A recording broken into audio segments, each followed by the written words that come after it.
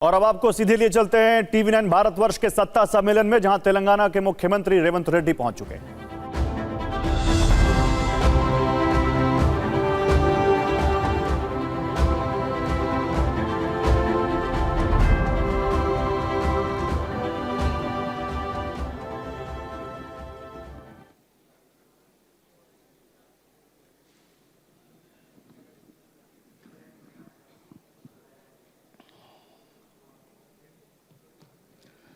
सबसे पहले तो मैं कहूंगा यहाँ पर हमारे जितने भी ऑडियंस में लोग बैठे हैं, जोरदार तालियों से स्वागत करिए रेवंत जी का। Thank you very much. हमारे मंच पर पहली बार आ रहे हैं, बहुत बहुत आभार sir. Thank you very much for तेलुगुलो स्वागतम सुस्वागतम। ओके रेवंत जी, इस वक्त कांग्रेस के 3 मुख्यमंत्री हैं, लेकिन सबसे ज्यादा चर्चा अगर किसी मुख्यमंत्री की है तो वो आप हैं, और इसकी वजह है आपकी एकदम नए स्टाइल ऑफ पॉलिटिक्स। अभी मैं आ रहा था तो एक कांग्रेस के कार्यकर्ता कह रहे थे कि दिल्ली में कितनी भी खिचड़ी पका लो, हैदराबाद की कांग्रेस की जो बिरयानी है उसके आगे नहीं टिकेगी। Your take on it.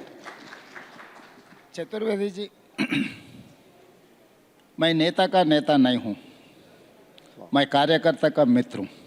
तो इसीलिए लोग मुझे ज़्यादा चाहता है कि भाई ये हमारे जैसा कार्यकर्ता है, मुख्यमंत्री बनने के बाद भी हमारे साथ मिलजुल के रहता है। मैं कार्यकर्ता का तकलीफ समझता हूँ। नेता लोग मेरे हिसाब से जब दल आपको जिताएंगे, दल के बी फॉर्म मिले तो आप चुनाव में जीतने वाला है, तो नेता लोग रहने वाला है। मगर कार्यकर्ता तो कुछ पूछने वाला नहीं है। कार्यकर्ता अपना जीत के लिए काम करने वाला है।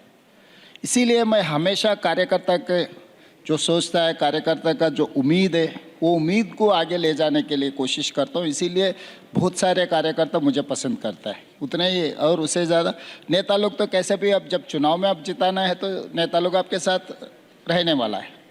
तो कभी भी अभी नेता लोग अलग है, कार्यकर्ता लोग अलग है, जनता तीसरा है। तो जनता के लिए आप जो परफॉर्म कर सकते हैं, जनता के लिए आप जो अच्छे काम करने वाले हैं, जो नेता उनके लिए जो वेलफेयर एंड डेवलपमेंट जो कर सकता है, उन लोगों के लिए जनता हमेशा खड़ा होकर मदद देते। और कार्यकर्ता भरोसा के ऊपर काम करते रहते हैं। कार्यकर्ता अपने से कोई लेने के लिए कुछ कोशिश नहीं करते। तो इसीलिए नेता, कार्यकर्ता, जनता, तो मैं कार्यकर्ता का मित्र हूँ। इसीलिए आज जो भी जितना भी मुझे जान पहचान है, इसीलिए वो पहचान है। मैंने आपके लिए इसलिए कहा कि एकदम अलग स्टाइल ऑफ पॉलिटिक्स है, मास कनेक्ट, यूथ कनेक्ट, और इससे पहले हमने कभी नहीं देखा कि कांग्रेस की सभा में या किसी भी नेता के लिए इस तरीके से हजारों की भीड़ नाच रही हो। इतना ही नहीं, हमने तो देखा कि गाने बज रहे हैं, राहुल जी और प्रियंका जी भी, आपने उनको भी डांस करवा दिया। तो दिल्ली की जनता ये समझना चाहती है क्या स्टाइल ऑफ पॉलिटिक्स है। नहीं, तेलंगाना एक वाइब्रेंट प्लेस, तेलंगाना और वेस्ट बंगाल से कनेक्ट है। They are very emotional. तो वो इमोशन को आप समझ सकता है, वो इमोशन को अब अगर आप कैरी करने के लिए कोशिश किए तो जनता अपने आप आपके साथ रहने वाला है। तो तेलंगाना ऐसा जगह है, आप चुनाव में कुछ बेनिफिट है, नहीं तो वेलफेयर में अब संक्षेम में कुछ मिलने वाला है, उसके हिसाब से तेलंगाना की जनता नहीं सोचता है। अब निज़ाम के खिलाफ जो लड़ाई हुआ है, आप देखो, कोई अमीर निज़ाम के खिलाफ नहीं लड़ा, गरीब लोग, दलित, आदिवासी, महिला जैसे लोग निज़ाम के खिलाफ लड़े थे। उसके बाद जब कंबाइंड स्टेट होने के बाद भी first phase of Telangana agitation, students fought for separate Telangana, not leaders. Then नेता लोग आगे, तो वहाँ के I can say DNA। So Telangana DNA is something different from other places, क्योंकि वो लोग एक भरोसा के ऊपर, एक इमोशन के ऊपर लोग डिपेंड होते हैं। तो वो भरोसा कांग्रेस पार्टी ने, कांग्रेस पार्टी के तरफ से मुझे कोशिश किया, उन लोगों को अच्छा लगा कि भाई ये हमारा भाई है, ये हमारा दोस्त है, ये हमारा परिवार है। तो परिवार के साथ जब परिवार में कुछ खुशी हो गए, शादी हो गए, परिवार में कुछ दावत हो गए, नॉर्थ भी हो साउथ भी हो, गाना बजाते, डांस करते। तो जब मैं जलसा में जा रहा हूँ, पब्लिक मीटिंग्स में जा रहा हूँ, कि कांग्रेस कार्यकर्ता के लिए एक शुभ कार्य है, तो वो शुभ कार्य में जो तरीका से लोग वेलकम करना चाह रहे थे, जब कैडर, जब जनता एकदम इमोशनल होकर डांस करना शुरू कर दे तो राहुल जी, प्रियंका जी भी उनके साथ दे दिए। तो इसीलिए वो समझना बहुत ज़रूरी है। निज़ाम से लेकर first phase of Telangana agitation, second phase of Telangana agitation, separate state of Telangana, ये सब सारे आप सीक्वेंस यहाँ वहाँ लोगों का सोच वो देखे तो हमें पता लगता है कि तेलंगाना में तेलंगाना जनता कैसा सोचते। जब पूरा देश में इंदिरा जी के खिलाफ जब लोग कदम उठाए, मगर तेलंगाना, आंध्र प्रदेश में जब out of 42 41 parliament seat she has got. जिस दिन इंदिरा जी शहीद हुए तब तेलंगाना मेदक पार्लियामेंट से रिप्रेजेंट कर रहे थे। तो कांग्रेस पार्टी और तेलंगाना से कोई भी अलग नहीं कर सकता, कोई भी अलग अलग सोच भी नहीं सकता है कि इंदिरा जी जब शहीद हुए थे तब she was representing from Telangana Medak parliament. तो एक परिवार का रिश्ता है तेलंगाना और कांग्रेस और गांधी जी परिवार खासकर। ये परिवार रिश्ता में कोई लेने देने का कोई बात नहीं है, इट्स ओनली इमोशन। आपने जब इमोशन की बात की तो मुझे उस इमोशन से कनेक्टेड एक अफेक्शन आपके लिए वो जो इलेक्शन में सॉन्ग्स होते हैं उनमें दिखा। मुझे इतनी लैंग्वेज तो नहीं आती है लेकिन कुछ वर्ड्स मैंने उसके क्यू इन किए और रजनी जी बताएंगे। शेर का बच्चा आ रहा है, बहादुर योद्धा लड़ रहा है, कांग्रेस का झंडा उठाकर चलने वाला योद्धा, बहुत से नाम दिए गए। रजनी जी సేమ్ तेलुगु में बोला तो कांग्रेस सूर्युడు, टाइगर रेवंत अन्ना, कोडंगल पुली इसका कॉन्स्टिट्यूंसी है, तेलंगाना रणधीरा, तेलंगाना पुली बिड्डा। जिसका पास इतना टाइटल्स नहीं है, इसके पास जितना टाइटल्स है। चतुर्वेदी जी, मैं एक बात कहूँ, रामायण देखो, रावण है इसीलिए राम का नाम रोशन हो गए। महाभारत देखो, दुर्योधन है इसीलिए भीम का नाम आगे। तो हर इतिहास में जब जब ताकत वाले विलन रहेंगे तब आम आदमी भी हीरो बन सकता है। तो तेलंगाना में भी हमारा विरोध पक्ष के जो नेता थे वो एक बड़ा विलन होकर तेलंगाना 4 करोड़ जनता को जब तकलीफ दे रहे थे तब आम जनता से एक नौजवान लड़का उबल के आगे जनता ने तैयार किया। मैं खुद से मैं नहीं बना, जनता ने मुझे हीरो बनाए। जनता ने जो आप जो बोल रहे हैं वो पूरा टाइटल दिया हुआ है।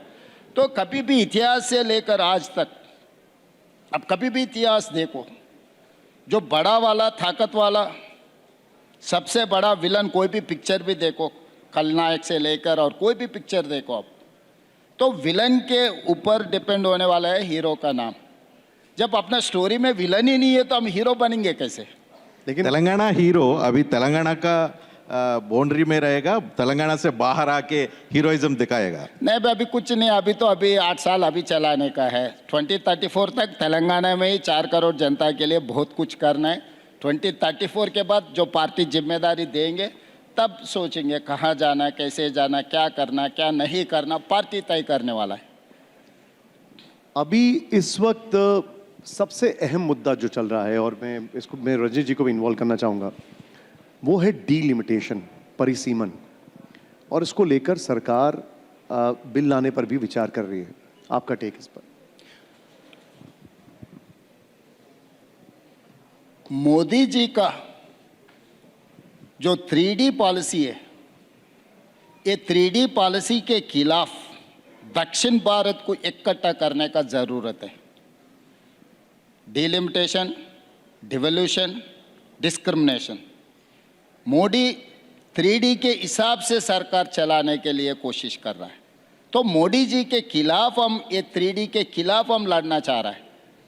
तो डिलिमिटेशन में भी जितना पॉलिटिकल रिप्रेजेंटेशन पहले दक्षिण भारत को जब मिलते थे, I am not coating from Telangana, अब देखो केरला, तमिलनाडु, पांडिचेरी, आंध्र प्रदेश, कर्नाटका, ये सब सारे जगहों से किसी को आज मंत्री इसमें देखो, एक निर्मला सीतारमण जी है, बाकी का prime minister, home minister, defence, industries, commerce, anything, you name it, any portfolio, external affairs, you name it, any top 10 portfolios, we don't have anything.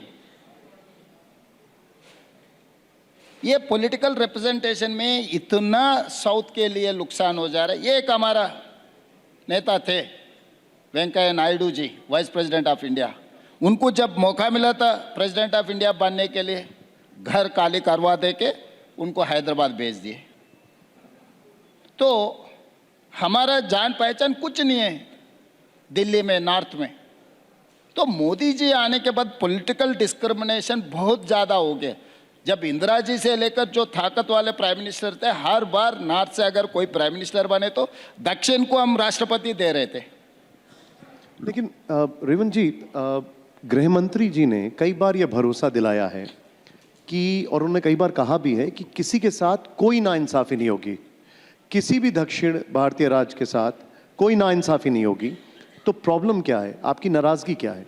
नहीं, कहने का अलग है, करने का अलग है। हाथी का दांत खाने का अलग है, दिखाने का अलग है। जो हाथी का दांत दिखता है वो खाने के लिए नहीं है।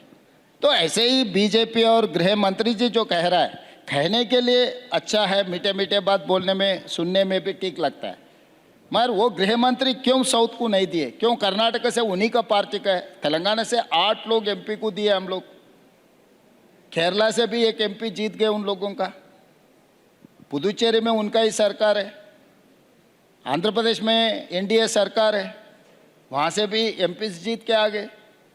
तो इसका मतलब क्या है? हम नहीं चला सकते क्या ये सरकार को? हम नहीं बैठ सकते क्या वो कुर्सी में? तो इसका मतलब deliberately they are doing this mischief. चलो ये छोड़ो, वेंकैया नायडू जी को क्यों राष्ट्रपति नहीं बनाए? मोदी जी गुजरात से जाकर उत्तर प्रदेश से चुनाव लड़ सकता है, इस देश का प्रधानमंत्री भी बन सकता है, मगर वेंकैया नायडू जी को राष्ट्रपति बनाने में क्या दिक्कत है? आपका ही पार्टी का है, वो कांग्रेस से आया हुआ नहीं है। जिस दिन से वो विद्यार्थी से लेकर आज तक वो पार्टी छोड़ा नहीं, आइडियालॉजी छोड़े नहीं, उसी ऑर्गेनाइजेशन का आदमी है, हार्डकोर आरएसएस का है उनके हिसाब से। तो इसका मतलब लोग देख रहा है आप क्या कह रहा है, क्या कर रहा है। तो करने में कहने में फ़र्क है। तो ये फ़र्क आगे ठीक नहीं रहेगा। आप साउथ में देखो, जितने भी राष्ट्रपति जी आगे कांग्रेस जब थे, नीलम संजीव रेड्डी जी से लेकर बहुत सारे राष्ट्रपति क्यों बने साउथ से?